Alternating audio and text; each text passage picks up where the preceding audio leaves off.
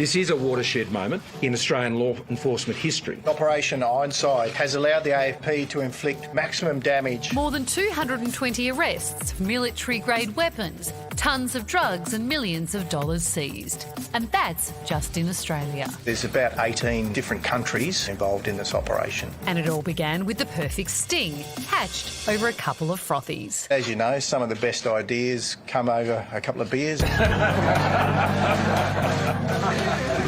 In 2018, FBI and AFP officers were celebrating taking down a Canadian encrypted messaging app used by organised crime when they devised a plan to fill the gap in the market with their own encryption product, Anom. The FBI created the platform, and AFP tech guru known as The Operative did the rest. This is him, or at least his clever little code-cracking hands, the moment he worked out how to read the encrypted messages in real time. Giving law enforcement an edge it had never had before. Essentially, we have been in the back pockets of organised crime. Underworld influencers were duped into distributing Anom through their criminal networks. Among them, one of the world's most wanted fugitives, the alleged Aussie drug kingpin Hakan Ayik. He was one of the coordinators of this particular device, so he's essentially set up his own colleagues. Given the threat probably he faces, he's best off handing himself in to us as soon as he can. So he's a marked man at the moment? Probably, yes. Bikies, mafia, crime gangs and drug cartels across the world trusted the app, speaking freely. It would be like, I need 1,000 kilos at this price, very brazen, no attempt to hide behind any sort of codified kind of conversations, including, we'll have a speedboat meet you at this point, this is who will do this. Anom providing a rare and terrifying glimpse into the criminal underworld. Why are you being arrested? Possession for books. Betrayals were rife. They all turn on each other. The other thing we learnt was that they were actually disloyal to their own groups. They actually do a lot of business behind each other's backs, including the presidents of various groups and organisations for personal wealth.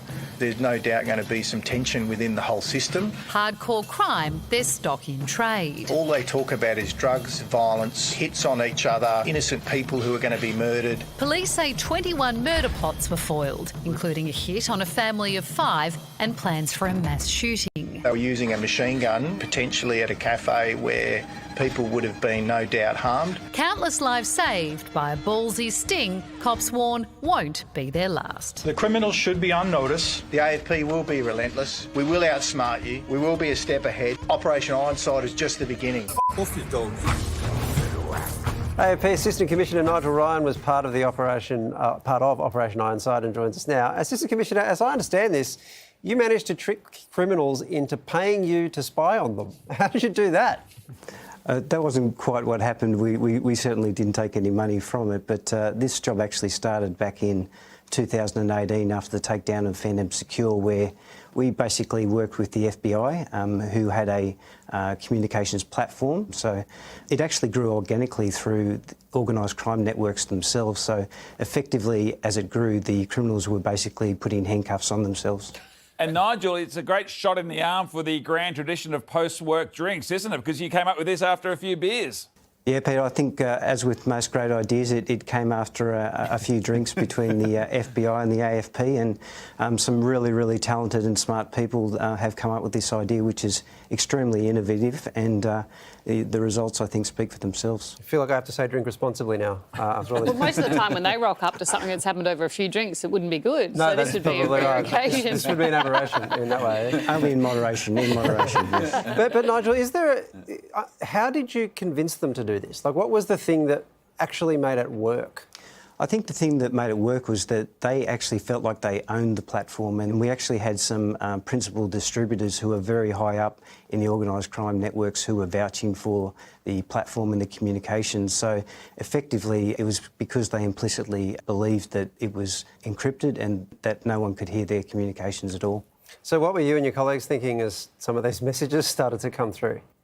Well, we're obviously rubbing our hands together because there was no code whatsoever. They basically said exactly what they thought, and we had people taking selfies of themselves next to tons of drugs and those types of things. But we've actually been working on this for a number of years, so we've arrested more than 100 people before we came to this point of resolution this week. Why stop the operation when you were just starting to get the good stuff? Now you're going to have to go have beers again and come up with a new app again. Maybe that's why. Well, that doesn't sound like a bad thing, but effectively what had happened was that we were working under a legal authority with our partners, the FBI, and that legal authority obviously came to expiration. But the second part about that was the scale was getting so large it was almost unmanageable. So we had to pick a point in time where we could inflict maximum damage on the criminal environment, and that time is now. You certainly have done that. Nigel, is this the kind of thing that can only be done once? Like, is there a way this can be repeated? Oh, fool me once, Pete, I don't know. Look, our guys are always working. We've been working for more than 15 years on this encrypted communications piece, and I'd never say never. What I would say was that I think the criminals should be very, very wary about their platforms and their communications, because they don't know what we can do and they don't know what we can see. Nigel, I did want to ask you about this. What are the lasting effects of the sting? What are criminals like myself going to use to message each other on now? Or carry a pigeon might work, I don't know. But the lasting effect, we currently have about 500 really heavy-hitting crooks across the world that are sitting in jail today as a result of what we've done. So the impacts will be lasting on organised crime. The question I need to ask is, who plays you in the movie, Nigel? I'm getting a Matt Damon vibe from you, mate, I've got to say. I was thinking more of a contemporary Australian type of actor with a dad bod, so maybe, Pete, there might be a role in that. Nigel, we set it up earlier. Good answer, Nigel. All right. We'll get back on the beers and we'll chat to you again soon, Nigel. Thanks, guys. Cheers. With so much content online, it's sometimes hard to keep up with it all. And let's face it, who has the time? The Project YouTube has you covered with the stories that matter. Hit subscribe for a daily list of the news that you need to know.